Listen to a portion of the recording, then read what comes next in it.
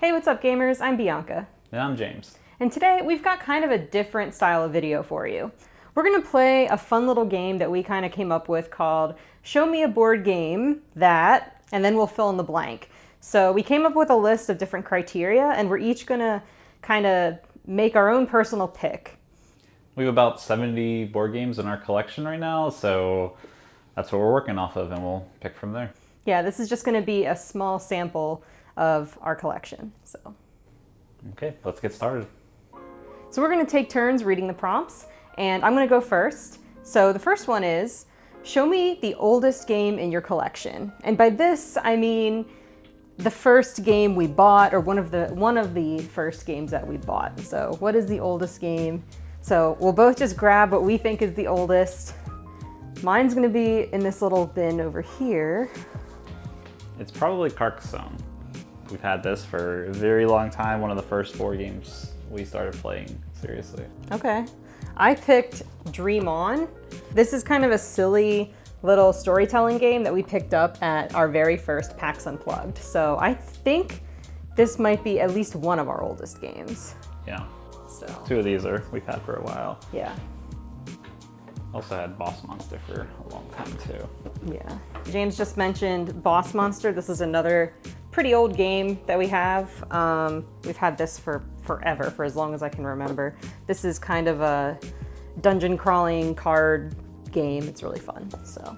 Okay, so what's up next? The next one is show me the newest game in your collection. So this would probably be the newest one that we've most recently purchased.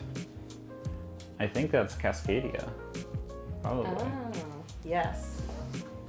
I agree. We will both, this is a crossover game. We both choose Cascadia. Yeah. This is a game that was on Kickstarter, and I saw it on there, but I wasn't really sure because I had already backed a bunch of other Kickstarters. And then the minute it actually came out in stores, I regretted not backing the Kickstarter because it had such great reviews. So we tried it out at a board game cafe, loved it so much, and picked it up. It's a tile laying game. It's really fun. It's very puzzly, so It's I recommend it. very simple to get into though, so you can bring other people new to board games into it. Mm-hmm. Yes, and the art's beautiful on it too. All right, so the next one is, show me the simplest game in your collection. Simplest game. I think it's in here personally, but Yeah. aha. I would say this one. What do you think? This? I don't know. We're both picking games in tins. I feel like there's a theme here. So I've picked this little game called No Speed Limit. This game basically involves matching up pictures. So it's a race where you're trying to, match up all the pictures as fast as you can and run out of your tiles as fast as you can. And then whoever runs out of tiles first wins. So very simple, easy to explain to people. Yeah, but you have to be fast because there's no speed Sure. limit. I'm gonna call out Sushi Go. We've had this for a while. Pretty simple game to get people into. Just match up what kind of sushi you want to get and you get points based on making a good little box of food.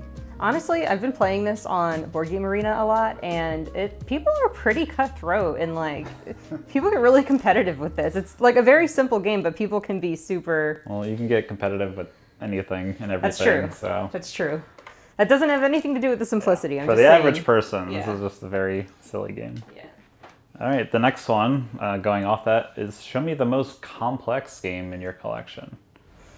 I think we might both go for the same thing here. All right, Spirit Island. This has been, so far, our craziest game we've had. Mm-hmm. How long did it take you to learn the rules?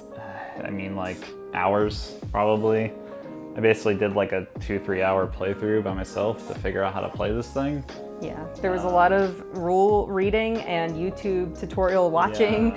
Yeah. Once you get into it though, it's not crazy, but the amount of options you have in this game, it's insane. Just, you could have like 4 players play cooperatively, which means everyone's movement is based on everyone else's choices, and what cards you play are based on what other cards other people are playing, and yeah, super fun game. Also, if you do ever decide to play this at your game night, make sure you have a lot of time, because not only does it take hours to learn, it also takes a lot of time to teach to other players. Yeah. So, But yeah. super fun. Great game. Yep. Okay. So the next game in our collection I came up with, and it is show me a game with your favorite artwork. And artwork means a lot to Bianca, Yes. so So this is a hard one because there's so many games with artwork that I like. I feel like Everdell is up there too. I like Everdell. And we've also purchased some recent upgrades, board game upgrades that we've done a few videos on that can really kind of spice up games too. So, but my choice will be Mysterium. This is one of my favorite games, and it's, in a way it's kind of like Codenames in that you're trying to give clues, but all the clues are cards with artwork on them. So it's a great game from that perspective, and it's very similar to Parks, which is what I picked. This is my pick, spoiler. I picked Parks because it's just gorgeous. It's just, all of the artwork is stunning. I honestly would hang it all up in my apartment if I had room. So. Yeah. All right, show me a game that has your favorite theme. Now, I think this means more to me than artwork. You want to start? Yeah. So I picked Wingspan. This is my favorite theme. It's just, I don't know, it's so unique, and I feel like I haven't seen it done before. So I don't know. I don't think anyone will ever do it again. I mean, I guess it's possible someone could go with another bird theme game that would really take off, maybe, but just love it. So, yep.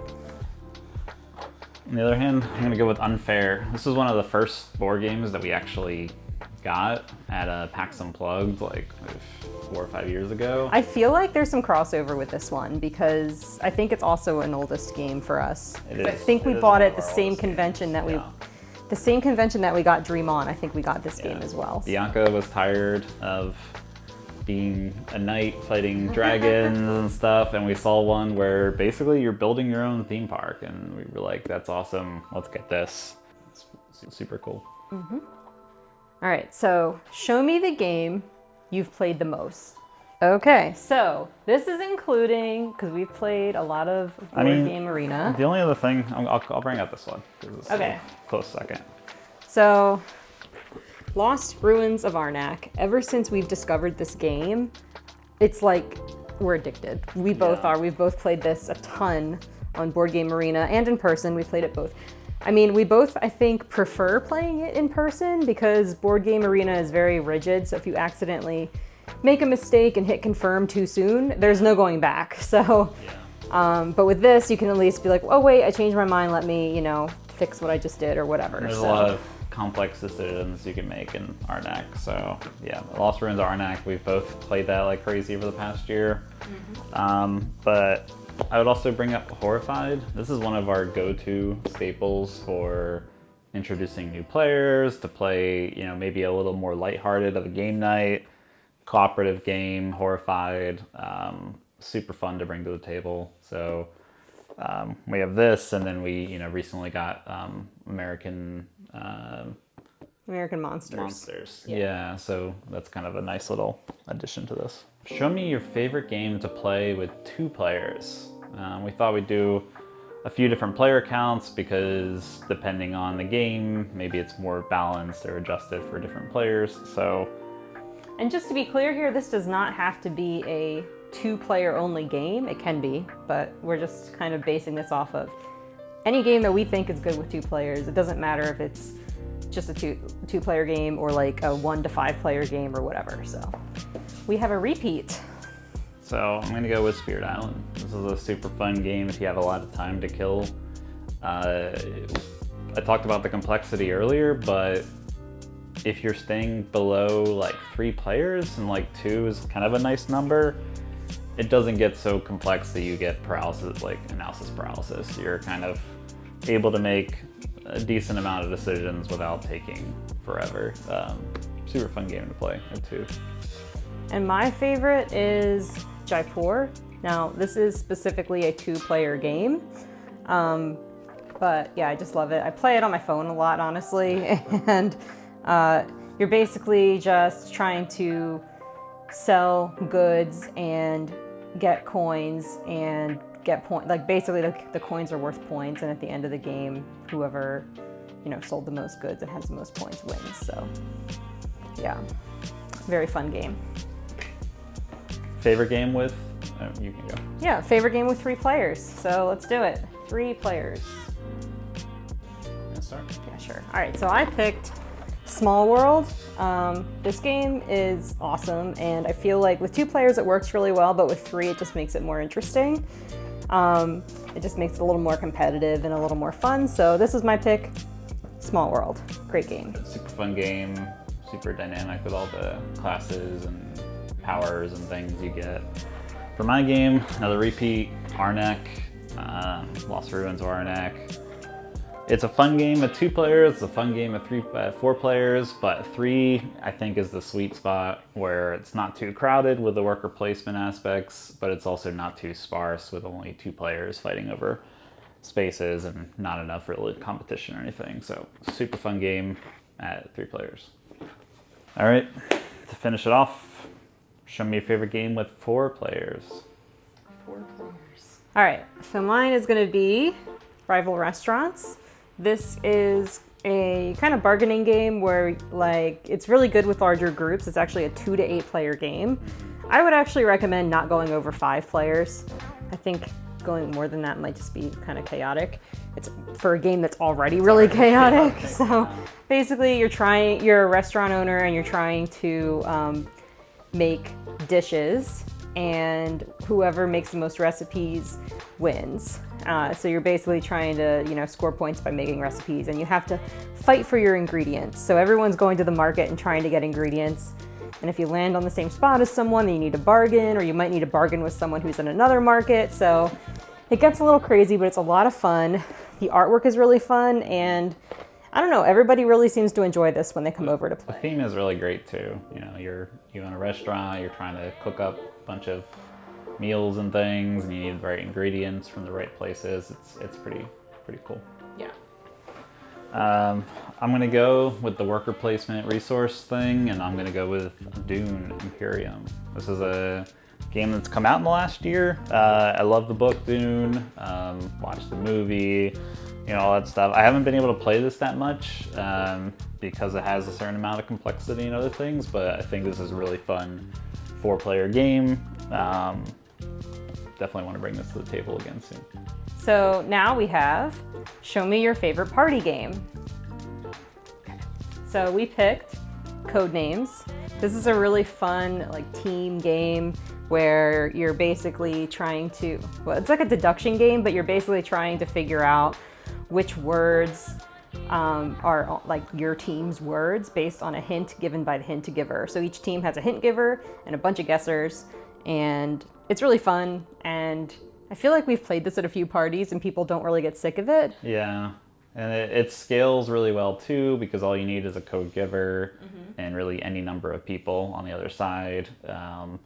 And whenever you play, everyone's like, I would definitely give 1,000% better clues than that person, and then they go up and then they're stumped because they can't come up with the best clues. And this is available everywhere. So if you need a party game, this is at Target, Barnes & Noble, it's all over. And there's Codenames Duet too for a 2-player game. Okay, up next. All right, show me your favorite Take That game. So I am not usually the biggest Take That person, but sometimes, once in a while, it's nice to have a Take That game. So up first, we got a repeat here, Unfair. This is, obviously the game is called Unfair for a reason. The game has a lot of Take That mechanisms, and you don't have to play it in a mean way if you don't want to. It really just depends. A lot of the cards have 2 separate options. One is usually really mean, and one is more powering up your own stuff. So it really depends. Do you want to shut down someone else's ride, or do you want to, do something great for your own park? So yeah. Yeah. So I love this game, even though sometimes people do mean things to me and it makes me mad. I don't know. I just it's a love-hate relationship, I guess. Some people do mean things back too. All right, I'm gonna go with one of my oldest favorite games. It's Evo. In this game, you have basically a bunch of dinosaurs trying to survive like meteors and different other climate change, climate crises and things, and you're trying to power them up so they can survive, but you're also fighting over a very small chunk of land, and eventually you got to start fighting the other dinosaurs, and it doesn't stay pretty. You get like dino babies that are killing other dino babies, and it gets a little vicious. But super kind of, I don't know, fun. It's not too crazy of a take that game, and you bounce back really fast. So. I do think it's funny you say you don't like take that games, but I also know this is one of your absolute favorite games of all time, and it's a take that game, so maybe you like them. It's got a little of everything. Okay, so up next, it's kind of a given, but we had to cover this one. For this one, we're going to show you our favorite trick-taking games. All right, I'll get started with the crew. You know, you have to play cards in a certain way so that certain astronauts will win certain hands. And so there's a lot of things you have to infer kind of, based on what cards people play and what they haven't played and the small amount of symboling that they can do. But super fun game. It reminds me a lot of like poker, and that just has a lot of strategy behind the scenes.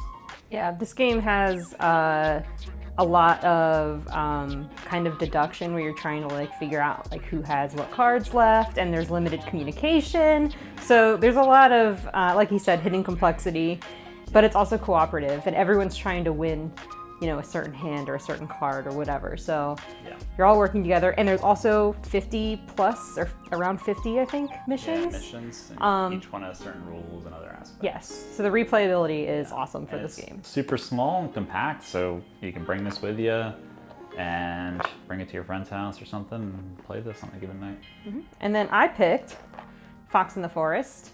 This is my game. Like, I've won this several times against him. I think I'm undefeated.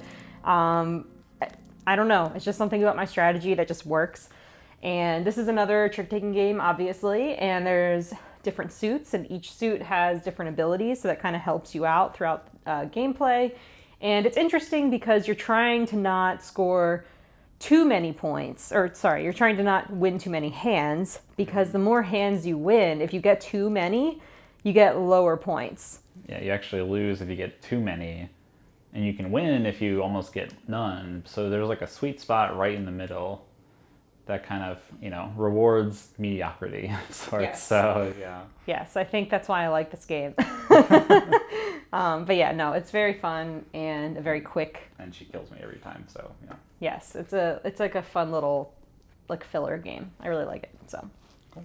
All right, the next one is show me your favorite cooperative game. All right. You want to start? Yeah, so this shouldn't be a surprise to anyone who's familiar with our channel. Horrified. I love this game. I could play it all day, every day. Love this game. Basically, it's a cooperative game. Everyone's working together to save the town from the universal monsters. And you're trying to beat Frankenstein, the Invisible Man, the Mummy, all those guys. I love how you can kind of choose the complexity of the game by how many monsters you want to fight. Like, if you only want to fight 2 monsters, fight 2 monsters. If you want to challenge yourself and fight all 4 monsters, go for it. Like, you can pick how hard you want it to be, and it's great at any player count. We really enjoy this. And it's simple enough that you won't have too much quarterbacking, because everyone can kind of make their own decisions, and you either win or you lose, and it's fun all the same. Even though I love Horrified, I'm gonna mix it up and go with Mysterium. I've already talked about this game, but even though it's an asymmetrical co-op, it's a little different than normal, where one person is the ghost that got killed, and the rest are psychics who are performing a seance. This is a super fun game, super thematic. Throw the music on, light a candle, have a very kind of dark and stormy night playing this game. But yeah, everyone wins or loses, and it's a pretty game and super fun to get into. All right, so up next, we have kind of a tough one. This is gonna be choose your favorite worker placement game. We've been playing a ton of these lately. Yes. So. Okay, I'm gonna cheat because we have too many of these to choose from. But I'm gonna pick a runner-up, and my runner-up is Viticulture. I just learned this recently, but I'm already really liking it. I've played it a few times and I'm starting to actually win. At first I was really not doing well, but I think I'm finally getting the hang of it. It's really fun. You're basically making wine and bottling it and then like shipping it out. So you score points by filling wine orders, and it kind of takes you through the whole process of making the wine. So you have to like grow your grapes, then you have to harvest your grapes, and then those grapes become wine, and then you fill a wine order. So for every wine order you fill, you get points, and at the end of the game, whoever has the most points wins. Yeah, super thematic, but a great worker placement. Fighting over spots, deciding who gets to go first each year in the game is tough, and yeah, fun game we just picked up. My number one spot, my actual selection, is Lost Ruins of Arnak. I could not avoid picking this game because I just played it too much. I'm too obsessed with it. I'm too addicted to it. I want to win it. I want to be the best. So it's just super enjoyable. It's very thematic. You're placing workers in different sites that you're discovering, getting artifacts, and you know, just trying to get the most points. So I really love this game.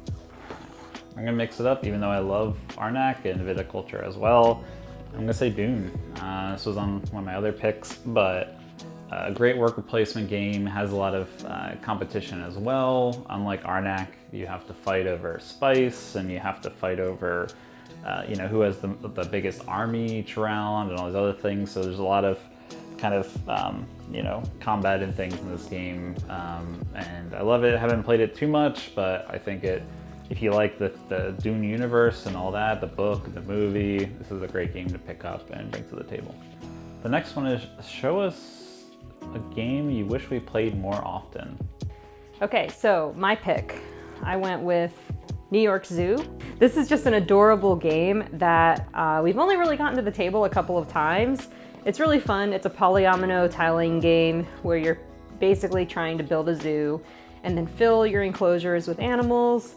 And it's kind of a race, so whoever fills up their whole board first, that kind of marks the end of the game, and that person wins. It's really fun. I just wish we got it out more often, and yeah, it's adorable. My side, I'm gonna bring out a little more complex of a game. It's a Gloomhaven, Jaws of the Lion. So this is supposed to be the more compact version of Gloomhaven, but it's still pretty hefty. But even though this game is a lot of fun, it takes a lot of work to bring to the table, and you gotta dedicate hours for each scenario that kind of goes on to set it up, to learn all the rules, all this other kind of stuff. We played a couple of the tutorial scenarios, but I definitely want to bring this out more because super fun game, but it just takes a lot to get into. So the next game on our list is show me a game that you've lost too many times. My pick is actually Century Golem. It is a really fun game, but I lose way too many times to him. It's really frustrating. But yeah, I really like the artwork. I really like the mechanics. Gameplay is just super smooth. Like once you get into it, it just feels like a really well-designed game.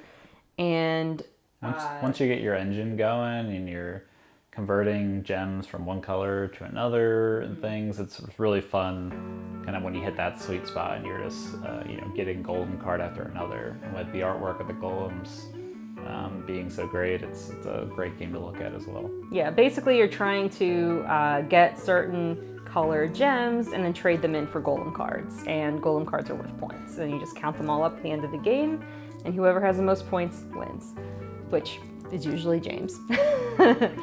So that's my pick. I'm gonna go a little different and go with this other game I brought up, Evo. I love this game, but I'm terrible at winning at it because it's a bidding game. Basically, in order to get the powers that you need to power up your dinosaurs, you need to bid for them. And if you spend too much money bidding for powers, the money is actually the victory points in this game. So what ends up happening is you can have the strongest dinosaurs in the game, but you spend all your money and you lose. And that happens to me all the time because it's too fun to get the craziest powered up dinos, but then you just lose. So super fun game, but yeah, always lose this thing. Yeah. All right, to go with all the losing, you have to win sometimes, right? So show me the game you have most recently won. Most recently won. This is interesting. Okay. So I did mention that I've been playing a lot of games on Board Game Arena. So for this question specifically, I'm going to disregard Board Game Arena because the other night we did a game night in person and I totally kicked butt. It was Wingspan. Yeah, I won this game at our game night. Yes, it was awesome. But yeah, so that's the game I've won most recently. We decided to bring this game out after a long time. It's called Clank. This was one of the first deck builders we got after Dominion to kind of get into more complex deck building games.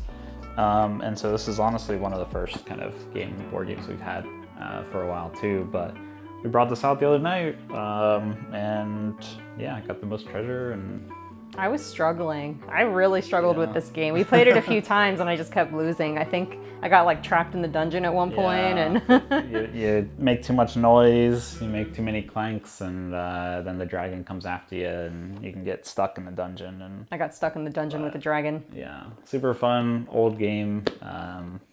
Yeah. So we're down to the wire. We only have 2 questions left. So the next one is, show me a game that has your favorite expansion. I'll start. So even though she recently beat our butts at this game, I'm going to call out Wingspan, the Oceania expansion. So basically, this is a great expansion to the original Wingspan game. You know, adds a bunch of birds and other kind of mechanics like that, but I think the biggest change is it speeds up the game. In the original game, it takes a while before you start gaining a lot of resources, getting a lot of birds and things, and I think they kind of move up the board maybe one step, and so you start getting a lot more resources early, you can play a lot more birds early, and just really ramps it up. And then with the kind of wild nectar that you get, you basically can, you know, you're just doing a lot more fun things, I think. And then even small rule changes kind of resetting the marketplace every round.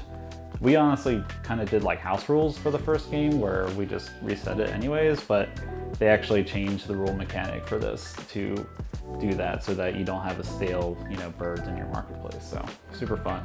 Yeah, expansion. This is such a powerful expansion. I think we were both really impressed with this one. Yeah. So another expansion we were really impressed with, which again, if you watch our channel, this might not surprise you.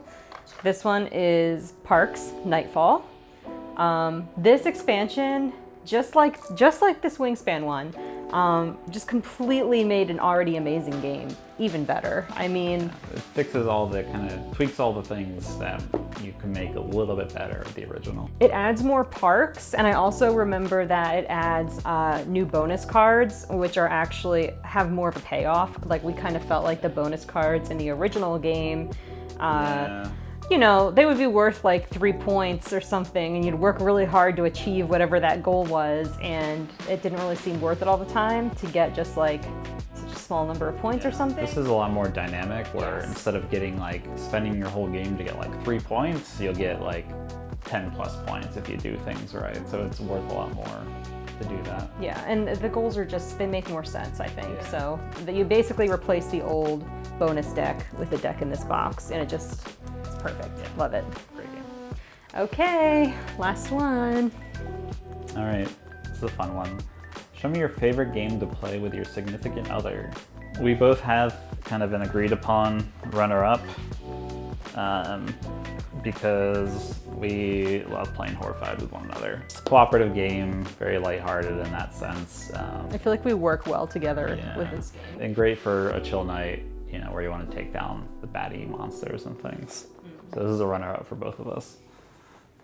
As far as my actual pick, I'm gonna go with Unfair. This is another, you know, multi-pick game, but this is one of the oldest games we've had that I think helped Bianca get into board games in the first place. And, you know, it's just a fun game to bring to the table. You know, Bianca will hold off until the very last minute and then shut off all your rides and, you know, use take that stuff. But yeah, super fun to bring this to the table. I have to do it. It's the only way to win. It's the only way to beat you. have to fool you. Have to deceive you. Or a more combative night, unfair is the way to go. I picked Small World. This is a game that already appeared earlier in the video, obviously, but the reason I picked this is because I did a lot of research early on in our game collecting to try and find a game that James would like, because I felt like I was still trying to get a feel for what he was into, what he didn't like with games, what he did like with games. And I did a lot of research, and from the sounds of it, I thought he would really enjoy this. And I knew that Evo was one of his favorite games, and this is actually by the same designer. So I picked this up, and actually we both learned it together, and we played it several times. It kind of got us through the early pandemic quarantine times. So it's a good 2-player game that you can also bring other people into. And I feel like we have a lot of like fond memories playing this together. We have a couple of expansions for it that I also got for him. But yeah, I think this ended up being a success, I would say. Yeah, super fun game. Yeah, this is my favorite game to play with James. So that's the end of our Show Me a Game video. We'd love to hear what some of your favorite games are in these categories, so leave us a comment and let us know what you think. Maybe we'll pick up some more games in the future. We're going to PAX Unplugged in a few weeks, so we're gonna try and get some footage of that, and then we'll report back here of what we thought of the convention overall. It's our first convention in like the post-COVID world, so it'll be interesting to see how that goes. But we haven't missed the year of it. But yeah, we're really excited, and I hope you all have a very happy Thanksgiving. If you enjoyed this video, make sure to give it a like, and we post new videos every other Thursday. So make sure to subscribe and ring the bell to get notified when our next video drops. Until next time, Trick Takers out. See ya. See ya.